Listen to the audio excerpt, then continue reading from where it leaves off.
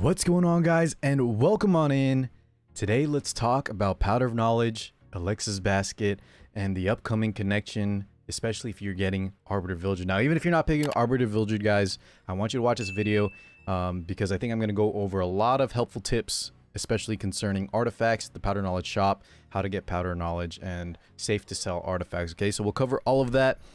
The upcoming connection patch is coming on the 27th, guys. That's Thursday the 27th. A lot of y'all have been asking, Car, can all players get this? When is it happening, etc. So Thursday the 27th, every single player will be able to unlock and get an ML5 of their choice from the 6 that I listed in the video before.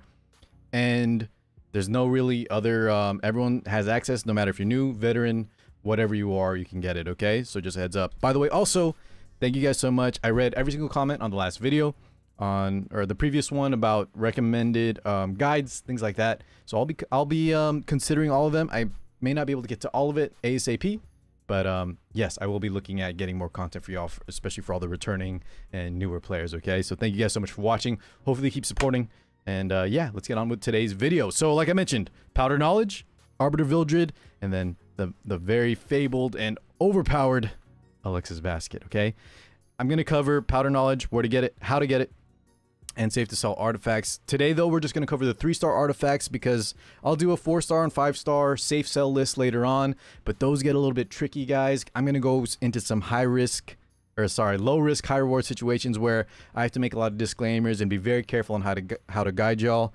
But that'll come a little bit later, okay? Today, let's go with the 3 stars because they're very easy, and even if you mess up, 3 stars are so accessible, it doesn't really matter too much, all right? We'll just go over a quick guide, but mainly, I want to talk about Alexa's Basket and how to get that powder because it's coming soon, guys. 4 to 5 days for the 27th. Okay, so Powder Knowledge, this pink resource, as you see here, guys, this is the Powder Knowledge shop. It rotates every month and a half or month or so, and in this lineup, it is absolutely stacked. Circus Fantasia, Holy Sack, Alexa's Basket, and Harpa are the 5 stars of choice. I would never grab the 4 stars unless it's Taga Hells, but that's for another video. Just keep in mind, the main one to get from this lineup is Alexa's Basket. Even if you're not picking Arbiter Vildred, y'all, Alexa's Basket can work on almost any thief. I'm pretty sure it can work on any thief, and some of them may have better in slot artifacts, but for a lot of, let me give a few examples besides Arbiter Vildred. Ice Kisei, who else? Tempest Surin, it's extremely good on Tempest Surin. Kairon, and then there's a few other damage thieves that it can be good on, but then you start looking at things like Dust Devil, Moonlight Dreamblade, and there's other alternatives, but for those main few I mentioned, and Arbiter Vildred, as long as you're not running the counter, RB, Alexa's Basket is must-have. And a lot of times, guys, if you just want to steal a match that you have no business winning, you do a coin flip, slightly worse than a coin flip, 40% at max limit break, that greater attack buff will just win you guys the match, okay? So make sure you grab at least one. And I know I'm going to get asked the question, how many baskets should I grab, Car? So the newer and more free-to-play you are, the more limited resources you have, try to get at least one. Even if you're not picking RB, but if you are, I think a lot of y'all are going to be picking up RB, make sure you get at least one. Now, the more resources you have, I mentioned the RNG factor, 40% at level 30. So try to get as many as possible. That extra 10% means a lot, guys. So if you can, max limit break it. But if you're very new and you're just coming back, you have low resources, don't worry too much about it. Just grab one. It's enough. You can either bottle it, which I may not recommend. You want to save those bottles for limiteds usually. But if you really, really wanted to, you could do that. And you'll just get more baskets later on. It'll come back in the shop. You'll pull some randomly. It'll be on a banner you like, etc. So grab at least one. The more resources you have, grab a max limit break. And then beyond that, y'all, that depends. You're probably whale status. You don't need my advice. Just go for it. It's an amazing artifact. You'll never be unhappy with it. Holy Sack, guys, can be really good in PvP. Harpa, same thing. But we're going to focus on Basket today because it's really the one that I think most players should pick up. Every single player should pick up. Have at least one basket ready, okay? So, how do you get powder? And I'll go over the main ways to get it, okay? So I'll list it on the screen here, guys. The main ways to get powder.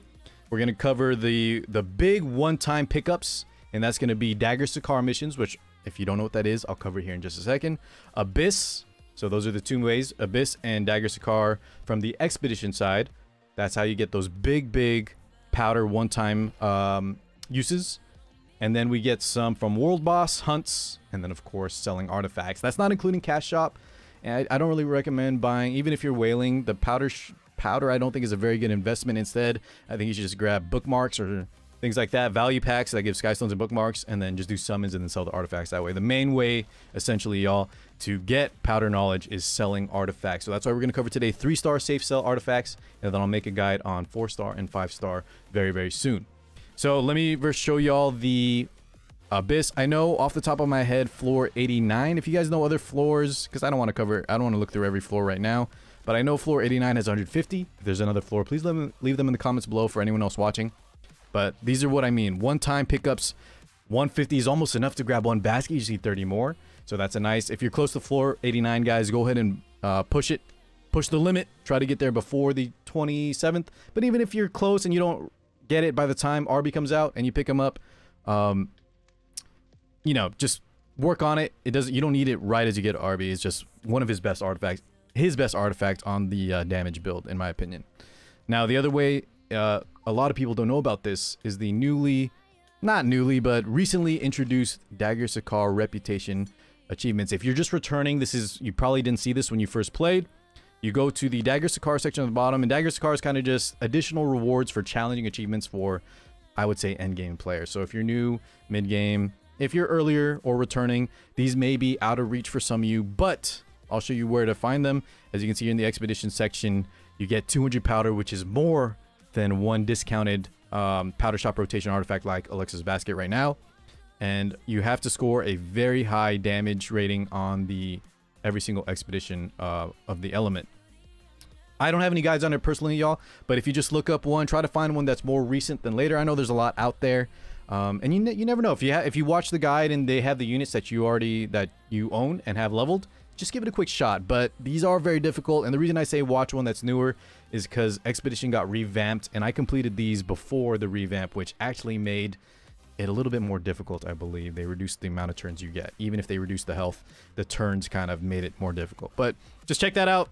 If you still think you're too early and you don't have those units invested, don't worry about it. Just keep this in mind for later. At least you know what's available. When you work up your gear, you can get this. But for now, I'll give you some other ways to get that powder for that Alexa's Basket, okay? The other way, guys, is World Boss and Hunts. So let me talk about these.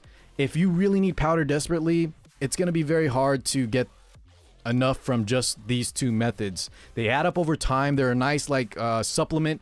If you just don't worry about powder and you just do your world bosses every day, you do a lot of hunts on the regular, it'll add up, right? But if you're trying to hustle to get 180 powder by next Thursday, it's going to be hard to get it from these two sources. But world boss has a decent chunk, and then hunts, it's very sparse and rare in between, but the amount of hunts you do, you'll end up picking up a lot of powder. So those are the two other methods that, you know, long-term investments, you'll get them slowly. They supplement, but it's going to be hard to reach a big amount in a short amount of time. It's very rare. Now, the last one we'll talk about is, of course, selling artifacts, guys. So doing a lot of summons and then selling the artifacts. And like I said, let's go ahead and cover the 3-star artifacts today. All right? It's going to be very quick. I have an older guide on this, one of my very first videos. But just so we can say it's updated, let's go ahead and cover the 3-star artifacts only. All right? We'll make it very quick. It's going to be easier for me to mention just the ones that I think you should look out for and keep a few of. And I'll go ahead. There's still things I need to talk about each one. The ones that I'm gonna mention that keep aside. But yeah, let's go over all of it. So Oath Key, I'm gonna go ahead and say right now, guys, just go ahead and sell all of this. You'll be able to get some later if you really want extras. But now that we have Symbol of Unity and things like that, it's just not really as needed as it used to be. Before it was a must-have for like PvP. This is way back when. Nowadays, if you need the powder now, guys, go ahead and just sell this Oath Key. Forest Totem, easiest sell of your life. Timeless Anchor, you may want to keep these if you're reaching towards mid-game PvP and you have some of those units, like if you may be on a super slow Ravi, Dark Corvus, things like that. But if you're still not even going to PvP yet, don't even worry about this. You can also just use Crimson Seed or things like Strat Gauntlet for just resist. So it's a nice resist artifact or cleanse artifact, but if you're not in that PvP section yet, you can sell these. Envoy's Pipe, this is an important one to mention. This, and I'm going to talk about Envoy's Pipe, Egg of Delusion, and yeah, I'll talk about these two first instead of not including Candlestick. But Envoy's Pipe and Egg of Delusion, guys. So let me show Egg of Delusion and then Envoy's Pipe. These will be, before you get Proof of Valor or Sword of Ezra, a damage reduction artifact for your first Wyvern 11 team, or whatever Wyvern team. These are just nice slap-on artifacts for Angelica, Momo, Jeep Purgus, whatever tank you have in the front line. If you have nothing better, these add up and they'll help smooth out the damage you receive for your run. So make sure you keep a few of those. if you don't have Proof of Valor yet from your guild currency, but move to Proof of Valor when you get it. Butterfly Mandolin, you can safely sell. Daydream Joker, of course. I don't even mention this, guys. Never sell any of these. You're going to need at least 2, if not 3, sometimes even 4, just so you don't have to swap things out. Try to keep as many max limit break Jokers as you can. I would definitely say keep at least, what is it, enough copies for 2 max limit break. Exorcist Tonfa. If you didn't pick up any Portrait of the Saviors from the Guilty Gear collab, go ahead and keep some of these. It's still a decent artifact for just straight up damage. It's nice. Save a few.